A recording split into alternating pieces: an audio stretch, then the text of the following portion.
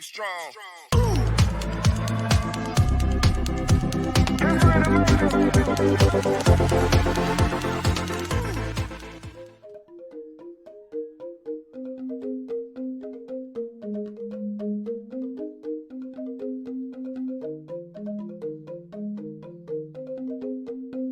Swastiastu, semangat pagi semuanya.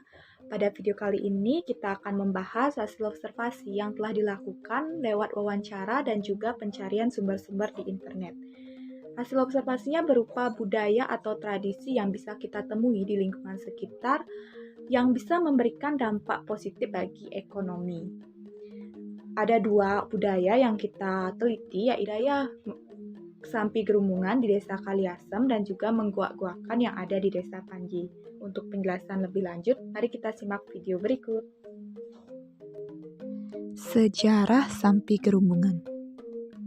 Sampi Gerumbungan merupakan tradisi yang berkembang dari tradisi petani Bali ketika membajak sawah, diperkirakan telah ada jauh sebelum tahun 1910.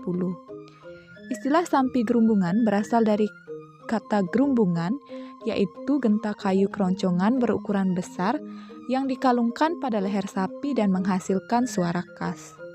Sejarah tentang Sampi Gerumbungan tidak banyak tercatat dalam dokumen tertulis. Salah satu sumber yang menyebutkan tentang keberadaan Sampi Gerumbungan adalah catatan perjalanan Miguel Chaforbias yang mengunjungi Pulau Bali sekitar tahun 1930.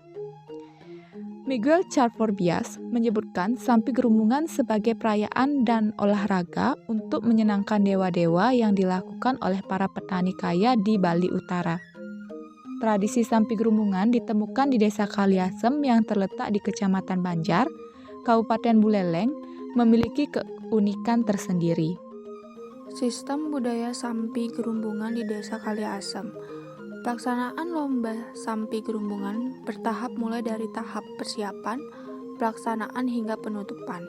Persiapan lomba meliputi pembentukan panitia, penyusunan teknis dan aturan lomba yang dikoordinasikan bersama antar juri, panitia dan peserta, serta seleksi internal masing-masing baga untuk memilih peserta karena biasanya jumlah peserta dalam lomba dibatasi.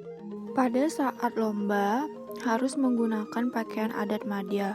Poin-poin yang menjadi penilaian dalam lomba Sampi Gerumbungan adalah sikap kepala, gaya berjalan, sikap ekor, ketepatan arah saat berjalan, serta keterampilan di atas lampit. Pada saat lomba, panitia biasanya juga menyuguhkan beberapa kesenian rakyat seperti joget bumbung untuk menghibur penonton. Sejarah tradisi budaya Mengguak-guakan di Desa Panji, Kabupaten Buleleng. Tradisi Mengguak-guakan di Desa Panji, Buleleng ini digelar setiap tahun untuk menghormati jasa dari Raja Ki Barak Panji Sakti. Beliaulah pendiri Kerajaan Buleleng pada tahun 1966. Terkenal sakti dan Ki Barak Panji Sakti menjadi orang yang pertama kali menemukan ide sehingga lahirlah tradisi Mengguak-guakan tersebut. Awalnya sang raja sedang melihat burung guak atau gagak yang sedang melintas di hadapannya. Lalu burung gagak tersebut mencuri perhatian Raja Ki Barak Panji. Dilihatlah burung gagak yang sedang mengincar mangsanya dengan mengeluarkan taktik menarik untuk membuat menangkap mangsanya. Lalu Raja Panji ini ingin menuangkan taktik tersebut ke dalam permainan yang seru, sehingga beliau menemukan sebuah permainan dengan nama guak-guakan yang sekarang sering digelar oleh masyarakat Desa Panji sehari setelah Hari Raya Nyepi, dan permainan ini pun dimasukkan ke dalam daftar tradisi di Kabupaten Buleleng. Sebenarnya jika dilihat dari asal mulanya, tradisi Mengguak-guakan yang dimainkan oleh sang raja dengan pasukannya memiliki tujuan memberikan dan membangun semangat kepada pasukannya untuk melawan musuh dari kerajaan mereka yang saat itu sedang bermusuhan dengan kerajaan Belambangan. Sehingga untuk menghormati dan mengenal sejarah kepahlawanan dari jasa Ki Barak Panji Sakti, penduduk Desa Panji terus menjaga dan melestarikannya dengan secara rutin menggelar tradisi Mengguak-guakan. Sistem budaya Mengguak-guakan di Desa Panji, Kabupaten Buleleng. Tata cara dalam permainan atau tradisi Mengguak-guakan ini dimainkan secara berkelompok, yang mana setiap kelompok terbagi menjadi 2 regu, yang setiap regu beranggotakan minimal 5 orang dan maksimal 11 orang. Permainan guak-guakan ini yang dipimpin oleh regu atau yang disebut dengan guak harus mampu menangkap peserta paling akhir di ujung ekor dari pihak lawan. Siapa yang mampu menangkap terlebih dahulu akan dinyatakan sebagai pemenang. Pecalang ditugaskan untuk memimpin dan mengatur jalannya pertandingan agar dapat berjalan dengan lancar.